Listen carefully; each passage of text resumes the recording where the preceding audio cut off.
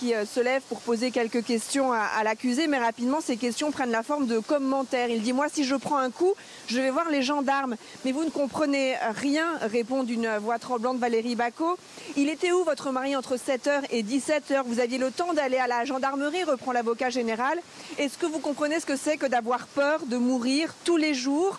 Valérie Bacot est en larmes quand elle dit ça, mais vous n'allez pas voir les gendarmes. Vous n'êtes pas obligé de le tuer pour vous en sortir, contrairement à ce que vous dites. Non, 90% des plaintes ne sont pas classées sans suite.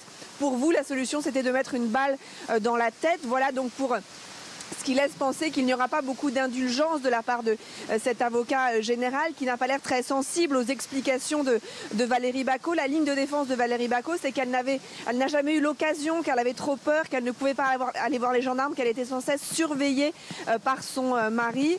Et on sent que l'avocat général va s'engouffrer dans cette brèche-là pour essayer de démontrer que non, ça n'était pas le cas et qu'il y aurait peut-être eu des solutions alternatives au fait de donner la mort et au fait de se faire justice soi-même. Merci beaucoup Noémie, merci à Fabrice Elsner qui vous accompagne. On vous libère, on vous laisse regagner un endroit au sec et bon courage pour la suite de ce procès qui va se tenir jusqu'à la fin de la semaine. Donc c'est intéressant ce que raconte Noémie.